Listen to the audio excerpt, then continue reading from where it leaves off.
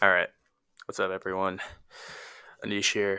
I wanted to record me doing the LeetCode daily today, except weirdly mid recording, my computer decided to just shut down and I lost my footage, which is very unfortunate.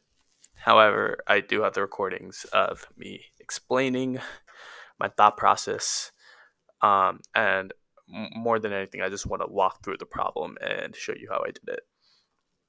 The problem is 1508, range sum of sorted subarray sums. You're given the array nums consisting of n positive integers.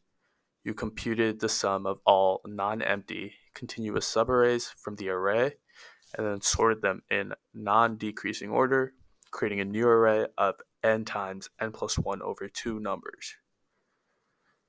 Return the sum of numbers from index left to index right, indexed from 1, inclusive in the new array. Since the answer can be a huge number, return it modulo 10 to the 9 plus 7. Now, this could seem a little confusing. It was very straightforward in the answer, so I'll walk through it.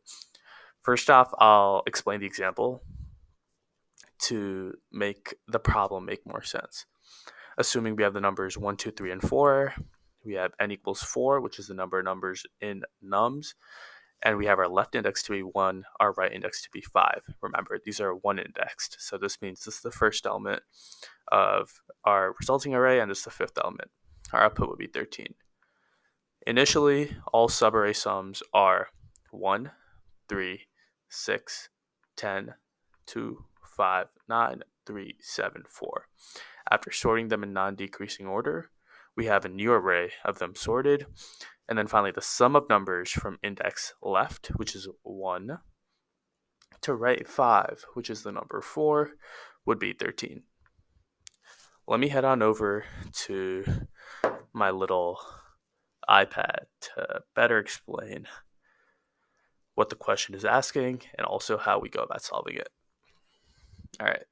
So I basically explained this out. We have our array 1, 2, 3, 4, correct? Our resulting sum of all subarrays would first be the number 1, and then 1 plus 2, and then 1 plus 2 plus 3, which is 6, and then 1 plus 2 plus 3 plus 4, which is 10, and then we jump over to the number 2, which is here at index I equals 1, and we continue 2, 2 plus 3, and so on. We then sort that array, so this resulting array that we have, we sort it in increasing order, and we get the resulting 1, 2, 3, 3, and then so on, which again is 1 indexed. The approach I took to solve this problem was as follows. I first set up an I counter, which is basically going to be counting every element in our array nums, right? It's going to be going from, so if I had a point, from there to there to there to there. So as we can see, what this resulting array, a neat little trick we're using is we're keeping a continuous running sum of each index of I. So for instance, when we have 1, the 1 is an element of our array, correct? And then we have 1 plus 2, which is an element of our array, 1 plus 2 plus 3, which is an element of our array, and then 1 plus 2 plus 3 plus 4, right? And after that, think of us as going to the I plus 1th position and then repeating the process because we have 2, 2 plus 3, 2 plus 3 plus 4. Now, that's going to be the way we kind of find our non-sorted array. By setting our I counter to be incremented by 1, starting from the number 0, and then our J counter to be incremented from the I plus 1th position, again, by 1. Once we have this non-sorted array, we simply have to sort, and we simply have to sum the values in the specified index.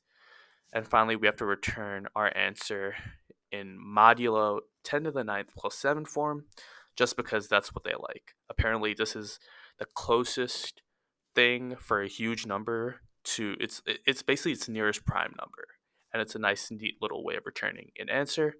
And the way you do that is basically by doing answer modulo operator, 10 to the 9 plus 7.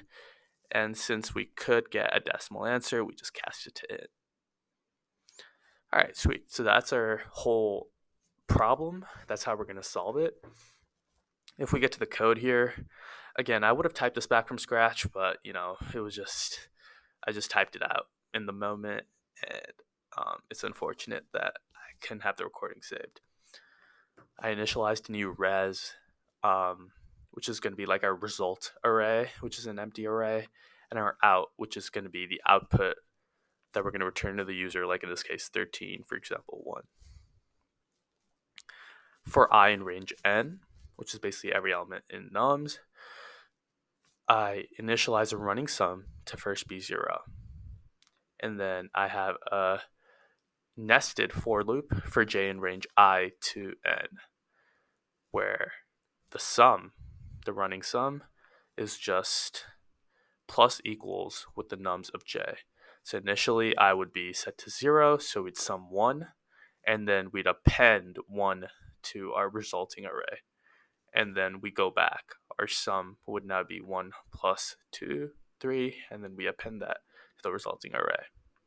When we're done with this entire process, we sort our resulting array and add it to just assign it to result. And we finally have one last for loop, k, which is from range left minus 1. Remember, we do left minus 1 because it's one index and we want to change it to our default 0 indexing.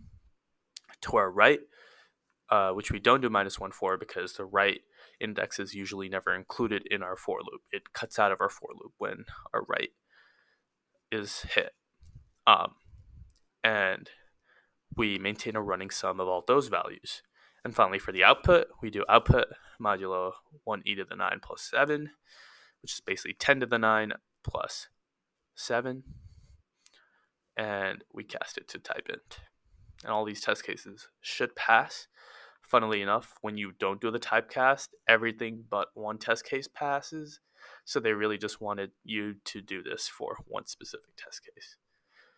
But thank you all for watching. Hope this was a helpful tutorial. Feel free to comment any changes you'd like to the videos, and have a great rest of your day.